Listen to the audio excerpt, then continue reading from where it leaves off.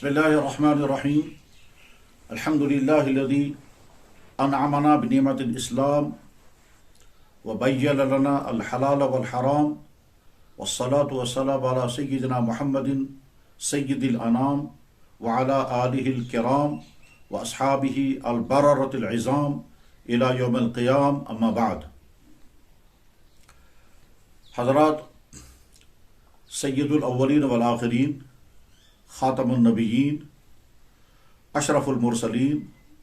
सय्यिदना व हबीबना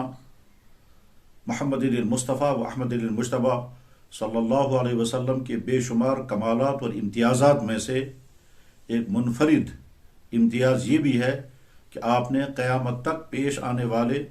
तमाम अहम मामलात के मुताल्लिक वो इरशादात फरमाए हैं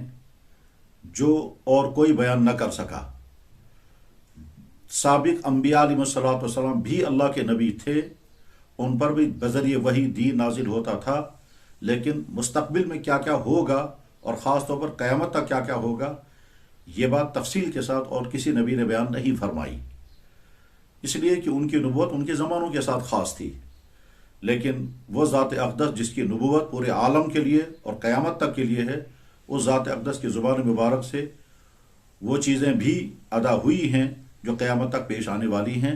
और ये आपका मुनफरिद इम्तियाज़ और मखसूस वस्फ़ है, और ये ख़ुद आपके सच्चे, सादिक और ख़ातमुन नबिय्यीन होने की दलील है। उन्हीं इरशादात में से एक इरशाद आपने ये बयान फरमाया, सयाती अलन्नास ज़मानुन ला युबाली अलमरउ मा उख़िज़ मिन्हु अम मिनल हलाल अम मिनल हराम। लोगों पर ऐसा वक्त आने वाला है कि हर इंसान की कोशिश ये होगी, इस हदीस का मफ़हूम ये है, एक ऐसा दौर आएगा कि हर इंसान की कोशिश होगी मैं ज़्यादा से ज़्यादा पैसा कमाऊँ, इसकी परवाह नहीं करेगा कि वो मैं हलाल ज़रिए से कमा रहा हूँ या हराम ज़रिए से। चुनांचे इस हदीस मुबारक की रोशनी में जब हम आज अपने माशरे को और सारी दुनिया के माशरे को और सारी दुनिया से हट करके जब हम अपने मुस्लिम माशरे को और मुस्लिम माशरे में भी अपने यहाँ के माशरे को देखते हैं, तो इसके भयानक मनाजिर चारों तरफ नज़र आते हैं। किस तरह से इंसानों को दौड़ लगी हुई है ज़्यादा से ज़्यादा पैसा कमाने की, और उसके लिए हलाल और हराम के तमाम हुदूद को फलंग दिया जाता है। इसी के दर्दनाक सूरत हाल वो है जो इस वक्त सोशल मीडिया के ज़रिए से यहाँ के घर घर में मौज़ूए बहस बनी हुई है, और वो है कि ऐसा गोश्त, ऐसे चिकन, ऐसी खाने की चीज़ें मार्केट में पहुँचाई गई जो यकीनन हराम हैं, और उनके हराम होने के मुख्तलिफ वजूहात हैं, और यहाँ के लोग इस्तेमाल कर रहे हैं। किसी चीज़ के हराम होने के लिए आम तौर पर दो असबाब होते हैं।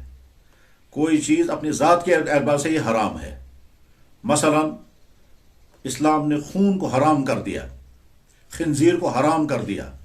मुर्दार को हराम कर दिया। इन चीज़ों के हलाल होने की कोई शक्ल नहीं, अपनी ज़ात के एतबार से हराम है। जैसे पेशाब अपनी ज़ात के एतबार से नापाक है, गोबर अपनी ज़ात के एतबार से नापाक है, ऐसी कोई चीज़ जो हराम है वो अपनी ज़ात के एतबार से ही कुल्लियतन हराम है। जैसे खिंजीर, खून, मुर्दार जानवर, मरा हुआ जानवर, ये हराम है। और हराम होने की दूसरी वजह होती है कि चीज़ तो अपनी ज़ात के एतबार से हलाल है, मगर जिस ज़रिए से वो हासिल की गई है वो ज़रिया हराम है। मसलन रिश्वत ली, तो गोया रिश्वत ली कोई चीज़, मसलन एक शख्स ने रिश्वत के तौर पर जिंदा जानवर ले लिया, तो जानवर जो हलाल जानवर है वो अपनी ज़ात के एतबार से हलाल है, मगर इस तक जो ये पहुंचा है वो हराम ज़रिए से पहुंचा है। तो चीज़ अपनी ज़ात के एतबार से भी हलाल होनी चाहिए, और जिस ज़रिए से वो हासिल हुई है वो ज़रिया भी हलाल होना चाहिए। अब अगर कोई चीज़ अपनी ज़ात के एतबार से ही हराम है और जिस ज़रिए से वो लाई जा रही वो भी हराम है, तो डबल हराम जमा हो जाता है। यहाँ गोश्त के मामले में जो संगीन सूरत हाल पैदा हुई है, उसमें जो भी मुसलमान भाई मुब्तला है कि वो इस तरह का गोश्त यहाँ पहुँचा रहा है, चाहे वो सप्लाई करने वाला हो, चाहे वो होटल वाला हो, चाहे वो मुर्गे बेचने वाला हो, या जिस तरह से भी हराम गोश्त पहुँचाया जा रहा है, ये बदतरीन जुर्म है, ईमान के एतबार से भी, अखलाक के एतबार से भी, इंसानियत के एतबार से भी। सिर्फ पैसा कमाने की गरज से इंसान दूसरे को हराम खिलाए اور وہ جو پیسہ لے گا اور اس پر خوش ہو جائے گا کہ میں نے ایک ایسی چیز بیچی ہے جو بیچنے کے قابل تو نہیں تھی، لیکن کسٹمر کو میں نے دھوکہ دے دیا اور میں یہ چیز بیچنے میں کامیاب ہو گیا، میں نے پیسہ کمایا۔ یہ جو ہم خوشی محسوس کر رہے ہیں پیسہ کمانے کی حرام کھلا کر کے، یہ ظاہری میں اس وقت تو خوشی کی بات ہے، لیکن یاد رکھیں یہ بدترین زہر لے کر کے انسان اپنے گھر آتا ہے، اور اس کا خمیازہ خود اس کو اور اس کی اولاد کو، اس کی نسلوں کو بھگتنا پڑتا ہے۔ اور بے شمار واقعات اس قسم کے ہیں، خود میرے سامنے، میں نے اس سے پہلے بھی بہت دفعہ اس سلسلے میں گفتگو کی ہے، بلکہ میں نے سال ہر سال بے شمار جلسوں میں اور مسجدوں میں اس حرام گوشت کے متعلق گفتگو کی ہے، اور باہر سے آنے والا جو گوشت ہے اس کے متعلق تفصیل کے ساتھ بات کی ہے کہ یہ سارا کا سارا مشکوک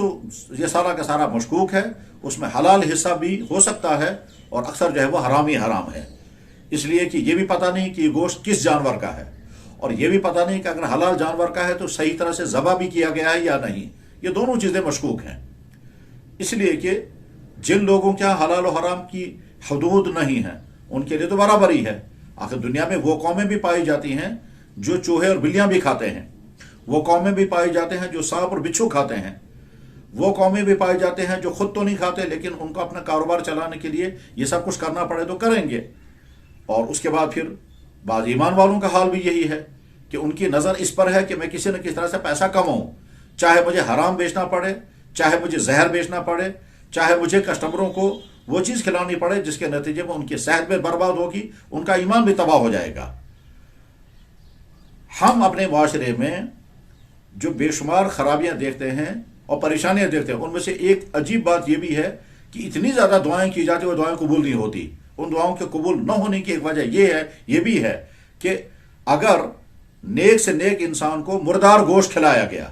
مثلا فرض کیجئے آپ نے کسی عالم کو، کسی بزرگ کو، کسی نیک شخصیت کو اپنے گھر میں دعوت دی اور آپ نے بازار سے وہ کباب اور وہ رشتے لائے جو حلال نہیں تھے اور آپ کو نہیں معلوم ہے، آپ نے لائے اور ان کو کھلا دیے، تو وہ مردار آپ اسے کھلا رہے ہیں۔ اس بیچارے کو نہیں معلوم ہے کہ مجھے کیا کھلایا گیا، آپ نے بڑی محبت کے ساتھ اس کو یہ مردار چیز کھلا دی، آپ کو بھی معلوم نہیں ہے، اور پیچھے سے جو سپلائی کرنے والے ہیں یہ ان کا جرم ہے۔ تو اب اس کے بعد جس بزرگ جس کے جسم میں یہ حرام غذا پہنچ گئی، مردار غذا پہنچ گئی، یہ نجس غذا پہنچ گئی، اس کے بعد اس کے دعاؤں کے قبول ہونے کے امکانات کم سے کم ہو جاتے ہیں۔ تو اس وقت اس گفتگو کا مقصد یہ ہے، وہ تمام بھائی جو اس کاروبار میں جڑے ہوئے ہیں، سپلائی کرنے والے ہوں، ہوٹل چلانے والے ہوں، وہ صرف اپنے 4 پیسوں کے لیے اپنے آپ کو اللہ کے غضب کا شکار نہ بنائیں۔ اس طرح کے انسانوں پر اللہ کا غضب نازل ہوتا ہے اور خطرناک ترین بیماریوں کی شکل میں ہوتا ہے۔ مجھے یاد ہے کہ جب مجھ سے ایک بھائی نے کہا تھا کہ میں نے اسی طرح کا کاروبار سالوں سال کیا ہے اور ایک ہی میرا بیٹا ہے، اس کو بلڈ کینسر ہو گیا اور وہ تڑپ رہا ہے اس وقت، اور اس نے خود ہی کہا کہ میں نے یہ غلطی کی ہے اور غلطی کی وجہ سے لاکھوں روپے کمائے، وہ جو لاکھوں کمائے تھے وہ ادھر سے اس کے علاج میں جا رہے ہیں اور اس کے بعد اس بچے کے تندرست ہونے کے امکانات بھی نہیں ہیں۔ حرام ذریعے سے آنے والا پیسہ ان راستوں میں چلا جاتا ہے جن راستوں کا نفع کچھ نہیں ہوتا۔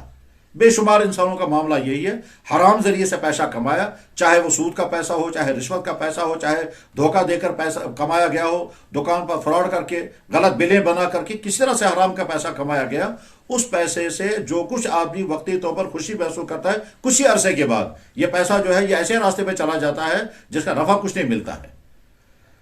تو حضرات، مسلمان ہونے کی حیثیت سے، مومن ہونے کی حیثیت سے، ایک انسان ہونے کی حیثیت سے اور بااخلاق انسان ہونے کی حیثیت سے ہمیں سوچنا ہے کہ صرف 4 پیسے کے لیے ہم انسانوں کے ساتھ، ایمان والوں کے ساتھ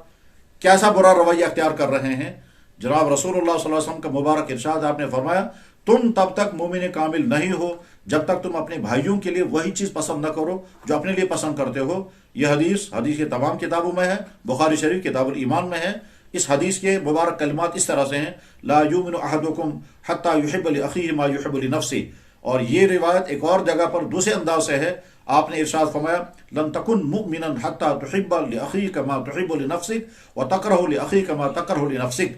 اس حدیث کا مفہوم اس طرح سے ہے، اللہ کے نبی علیہ الصلوۃ والسلام الف الف مرہ ان کا ارشاد مبارک ہے، کوئی مومن کامل مومن نہیں بن سکتا تب تک جب تک وہ اپنے بھائی کے لیے وہی چیز پسند نہ کرے جو اپنے لیے پسند کرتا ہے۔ اور یہی حدیث جب دوسرے الفاظ میں آئی تو اس میں ارشاد ہوا آپ علیہ الصلوۃ والسلام نے صحابی کو مخاطب کر کے فرمایا تم تب تک مومن کامل نہیں بن سکتے جب تک تم اپنے بھائی کے لیے وہی چیز پسند نہ کرو جو تم اپنے لیے پسند کرتے ہو، اور اپنے بھائی کے لیے وہی چیز ناپسند کرو جو تم اپنے لیے ناپسند کرتے ہو۔ جو آدمی یہ حرام گوشت مہیا کر رہا ہے، چاہے وہ کہیں سے سپلائی کرنے والا ہو، چاہے وہ فریزر میں رکھ کر کے بیچنے والا ہو، اور چاہے ہوٹل والا ہو، جو بھی یہ کر رہا ہے وہ اپنے آپ سے پوچھے اگر آپ کو کوئی آدمی اس طرح کی گندی چیز کھلائے گا تو کیا آپ پسند کریں گے اپنے لیے؟ جب آپ اپنے لیے پسند نہیں کریں گے تو آپ کو دوسروں کے لیے بھی یہ چیز پسند نہیں کرنی چاہیے، جیسا کہ اللہ کے نبی علیہ الصلوۃ والسلام کو مبارک ارشاد ہے۔ ایک شخص اگر خود کتے کا گوشت کھانا پسند نہیں کرے گا تو یہ شخص دوسروں کو اگر یہ کھلانے کے لیے تیار ہو رہا ہے اور دھوکہ دے کر کے یہ کھلا رہا ہے، مثلا مان لیجئے خدا نخواستہ کسی نے اسی کے کباب بنائے، اسی کی کانتیاں بنائیں، اسی کے کانتیاں بنا کر کے پھر وہ مسالے لگا کر کے کسٹمر کو کھلا رہا ہے، اور اندر سے خوش ہے کہ میں نے یہ جو گوشت مہیا کیا ہے بہت سستا یا مفت میں مجھے لایا ہے، کیا اپنے لیے آپ پسند کریں گے؟ ظاہر نہیں پسند کریں گے، تو یہی چیز دوسروں کے لیے بھی پسند نہیں کرنی چاہیے۔ ایمان کا تقاضا یہ ہے کہ آدمی فوراً سے توبہ کرے، اور جس شخص نے اس ذریعے سے پیسہ کمایا ہو وہ پہلے پوچھے، معلوم کرے یہ پیسہ اپنے لیے رکھنا اس کے حلال ہے۔ یہ پیسہ جب آپ اپنے بچوں کو کھلائیں گے پھر آپ کیسے امید رکھیں گے کہ جو پیسہ آپ نے کمایا ہے حرام گوشت کھلا کر، اس پیسے سے آپ اپنے بچوں کو جب کھلائیں گے تو وہ آپ کے بچوں کے لیے رحمت اور شفا لے کر آئے گا، یا نحوست، بیماریاں اور وبائیں اور تباہیاں لے کر کے آئے گا؟ لازماً اللہ جل شانہ اس کائنات کو چلا رہے ہیں، وہ دیکھ رہے ہیں کون انسان کیا کر رہا ہے، کون انسان میرے بندوں کو کیا کھلا رہا ہے اپنے پیسے کے لیے، تو وہ تھوڑا ہی اللہ تعالیٰ شانہ آپ کو سکون سے بیٹھنے دیں گے۔ اللہ تعالیٰ فرماتے ہیں وَلَا تَحْسَبَنَّ اللَّهَ غَافِلًا عَمَّا يَعْمَلُ الظَّالِمُونَ، تم ہرگز یہ مت سمجھنا کہ اللہ تعالیٰ غافل ہیں ان تمام حرکتوں سے جو کوئی ظالم کر رہا ہے۔ انما یؤخرہم، میں ان کو تھوڑی دیر کے لیے مہلت دے رہا ہوں۔ ظلم جو ہے وہ ظلم کو ایک ہی قسم کا نہیں ہے، یہ بھی ظلم ہے کہ انسان وہ چیز بیچ رہا ہے جو چیز نہیں بیچنی چاہیے، اور کسٹمر کا ناواقفیت کا فائدہ اٹھا کر کے یہ چیز پہنچا دی، پیسہ کما لیا، اور پیسہ کمانے کے بعد اس کسٹمر کے ساتھ ظلم ہوا، اس کے دین کو برباد کیا، اس کے صحت کے لیے زہریلی چیز مہیا کی، اس کے گھر کے لیے خرابی کی چیز مہیا کی، اس نے اپنے مہمانوں کو یہ چیز کھلائی تو گویا اور آگے یہ ظلم بڑھ گیا۔ تو جو آدمی یہ کر رہا ہے وہ ظالم ہے، اور ظالم کے متعلق اللہ جل شانہ جیسا کہ میں نے آیت پڑھی، اور دوسری جگہ اللہ تعالیٰ شانہ فرماتے ہیں الا لعنۃ اللہ علی الظالمین۔ جناب رسول اللہ صلی اللہ علیہ وسلم کی مبارک حدیث سنا کر میں یہ مختصر سے گفتگو ختم کرتا ہوں۔ ارشاد فرمایا، اللہ کے نبی علیہ السلام کو مبارک ارشاد ہے، اللہ یہ کہتے ہیں، یقول اللہ جل شانہ فرماتے ہیں، یا عبادی، میرے بندو، حرمت علی الظلم، میں نے اپنے پر حرام کیا ہے مخلوق پر ظلم نہیں کرنا۔ ظاہر ہے اللہ تعالیٰ شانہ کہاں ظلم کریں گے، لیکن آگے جو حکم دینا ہے اس حکم کو سمجھانے کے لیے، اس کی اہمیت بتانے کے لیے اللہ جل شانہ پہلے اپنے لیے فرماتے ہیں بھائی میں نے اپنے اوپر یہ حرام کیا ہے، حرمت علی الظلم، میں نے اپنے اوپر حرام کیا کہ ظلم مت کرنا مخلوق پر اور خاص طور پر انسانوں پر۔ پھر فرمایا وجعلتہ بینکم محرما، اور اس ظلم کو میں نے تمہارے درمیان بھی حرام کر دیا ہے، فلا تظالموا، خبردار کسی کو ظلم نہیں کرنا۔ ظلم کی بے شمار قسموں میں سے سب سے بدترین قسم اس وقت جو پائی جا رہی ہے وہ یہ ہے کہ بندوں کے ذریعے سے بندوں کو وہ چیز کھلائی جائے جو چیز حرام ہے، جو زہریلی ہے، جو مضر صحت ہے، جو تباہی مچانے والی ہے۔ ہم سب کی ذمہ داری ہے کہ اس کو کنٹرول کرنے کے لیے جس سے جو ہو سکتا ہے وہ کرے۔ اللہ کے نبی علیہ السلام کا مبارک ارشاد ہے، من رأى منکم منکرا فلیغیر بیدہ، جو تم میں سے جو کوئی غلط چیز دیکھے اپنے ہاتھ سے اس کو بدل دے۔ یہ جس کے ہاتھ میں پاور ہے، جس کے ہاتھ میں ذمہ داری ہے، یہ ان کی ذمہ داری ہے۔ فَإِن لَمْ يَسْتَطِعْ فَبِلِسَانِهِ، اگر تم ہاتھ سے نہیں بدل سکتے تو زبان سے۔ میں اگر جبراً کسی مرغے والے کے مرغے پھینک نہیں سکتا کیونکہ وہ مرا ہوا مرغے بیچتا ہے، میں اگر کسی دکاندار کے فریزر سے گندا گوشت پھینک نہیں سکتا کیونکہ میرے بس میں نہیں ہے، لیکن کم سے کم یہ میرے بس میں اگر ہے کہ میں زبان سے بولتا ہوں تو مجھے ہی اس پر عمل کرنا ہے۔ فَإِن لَمْ يَسْتَطِعْ فَبِلِسَانِهِ، جو نہیں کر سکتے وہ اپنی زبان سے بولے۔ فَإِن لَمْ يَسْتَطِعْ فَبِقَلْبِهِ، اور اگر زبان سے بھی بولنے کی قدرت نہیں ہے تو کم سے کم دل سے تو برا سمجھو۔ وَذَلِكَ أَضْعَفُ الْإِيمَانِ، ایمان کا آخری درجہ یہ ہے۔ اللہ کرے یہ مختصر سے گفتگو تمام سامعین کے لیے نفع کا ذریعہ بنے، اور جو بھائی اس حرام میں مبتلا ہیں وہ توبہ کریں اور اپنے آپ کو صحیح راستے پر لائیں، ایمان والا راستہ، اخلاق والا راستہ، انسانیت والا راستہ۔ اور جو بھائی اس زہر کا شکار ہو گئے ہیں، اللہ تعالیٰ ان کے جسم سے اس زہر کو دور کر دے اور ان کے جسم میں پاکیزگی نصیب ہو جائے۔ وآخر دعوانا الحمدللہ رب العالمین۔